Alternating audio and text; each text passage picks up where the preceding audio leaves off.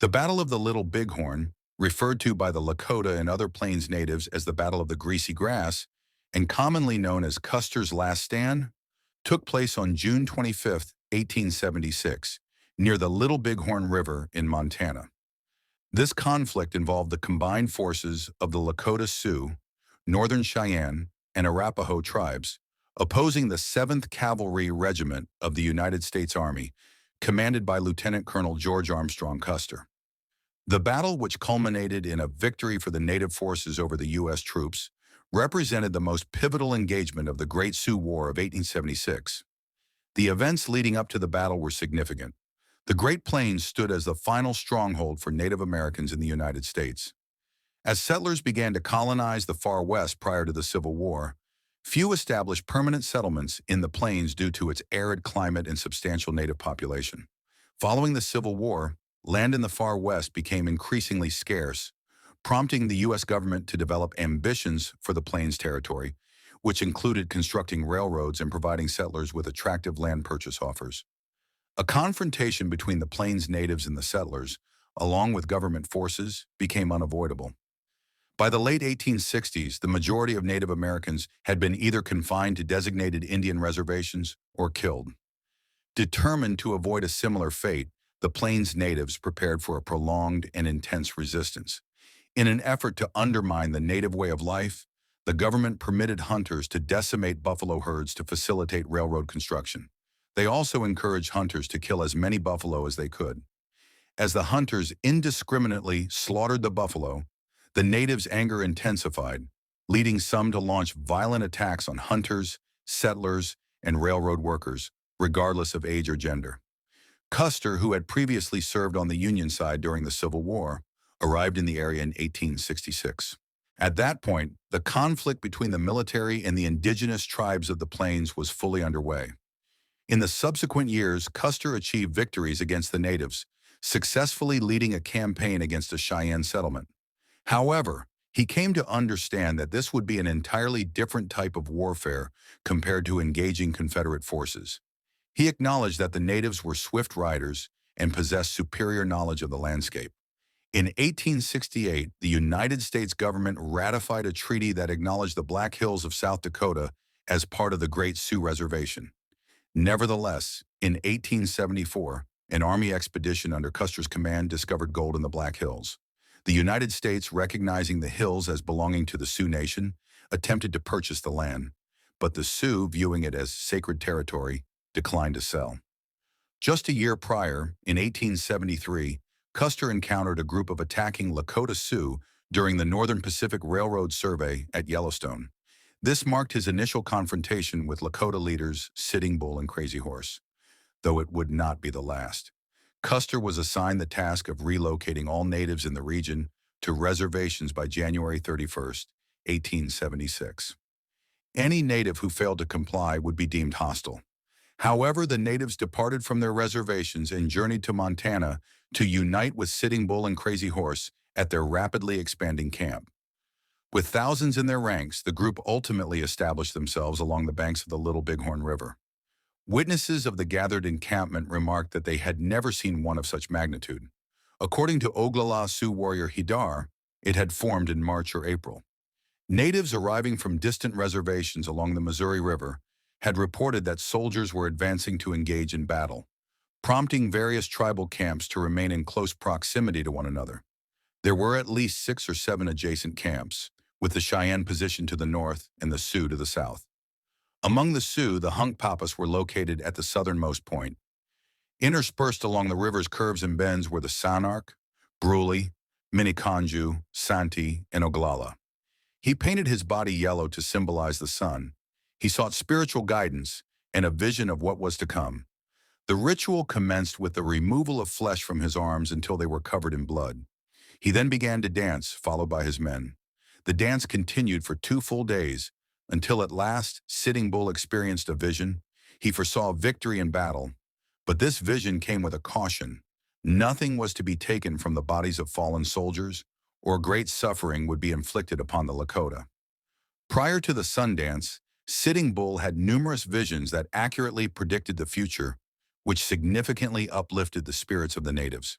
The battle, the U.S. Army sent 3 columns of soldiers, including Custer and his 7th Cavalry, to round up the natives and return them to their designated reservations.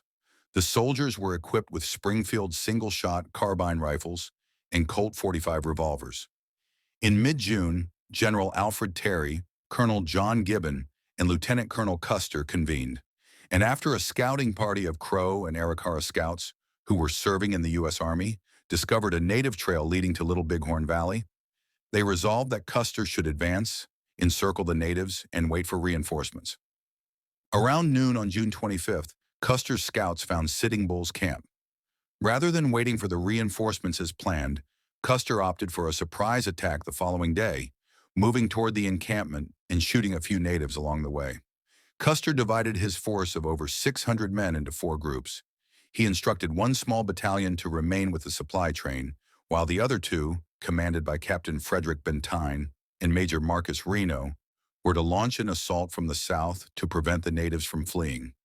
He dispatched Bentyne to scout southwest to confirm that no other native forces could threaten their rear, and ordered Reno to proceed west and attack the southern flank of the camp. Custer led the final contingent, consisting of 210 men, and intended to strike from the north. Reno's group initiated the attack first from the south. The indigenous people, taken aback, armed themselves, organized their ranks, and began to return fire.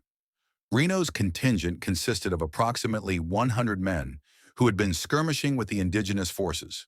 Among the natives were He Dog and Braveheart, who rode out encircling a small hill situated behind the soldiers. At that critical moment, Crazy Horse arrived swiftly with reinforcements, significantly uplifting the spirits of the natives. Reno's troops, now under attack from 2 directions, quickly retreated upon realizing they were vastly outnumbered, with the natives pursuing them uphill. By the time they regrouped at the summit of the hill, which would later be referred to as Reno Hill, at least 30 men had lost their lives. Meanwhile, Custer advanced northward at a rapid pace. He spotted the Cheyenne cat and observed primarily women and children in the vicinity. He subsequently divided his forces, dispatching 2 companies westward towards the river in an effort to alleviate the pressure on Reno. Custer and his remaining 3 companies continued their northward journey, searching for an appropriate location to cross the river. On the southern bank, upon hearing the gunfire, Bentyne's troops rushed to assist Reno, and the combined battalions united. At that juncture, Crazy Horse and his warriors retreated, redirecting their course toward the center of the Great Pan. They were apprehensive about a potential second assault on the camp from a northern direction, having observed soldiers moving in that direction on the opposite bank. At this time, a contingent of Lakota Sioux, led by White Thunder, began their eastward advance, soon joined by numerous other natives. They commenced firing at the soldiers from the tall grass. A significant number of natives were advancing from the south on that side of the river, and they soon launched an attack on the 2 companies. The soldiers fell back to higher ground. Meanwhile, Crazy Horse continued his northward advance. In effect, White Thunder remarked that Custer had been encircled even before the fighting commenced. Custer commanded his men to maintain a defensive posture while he sought suitable terrain to cross the river. The natives assaulted the first line of soldiers, who were overwhelmed, resulting in a breakdown of their formation.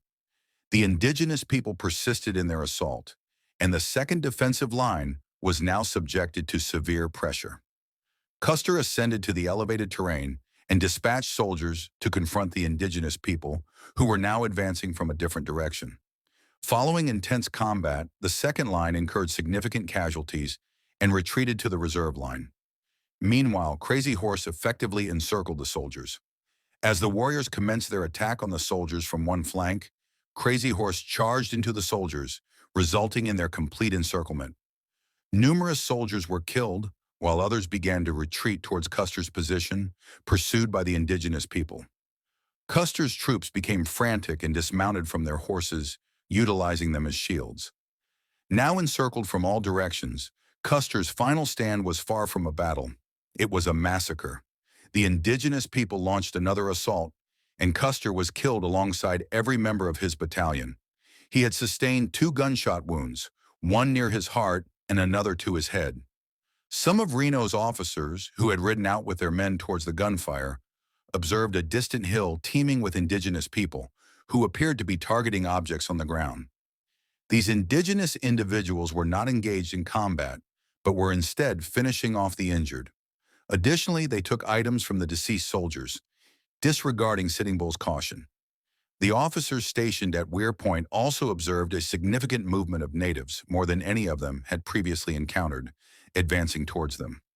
Reno's and Benteen's troops established a defensive circular formation, and soon the exchange of gunfire commenced. They engaged in combat throughout the day until the reinforcements led by General Terry finally arrived. At this point, it was the natives who found themselves outnumbered, prompting them to dismantle their camps and withdraw, thus concluding the most significant defeat of the U.S. Army during the Plains Wars. By the conclusion of the battle, the U.S. Army had suffered approximately 280 casualties, while the native forces incurred losses of around 160. Thank you for watching. Please like and subscribe to support our community.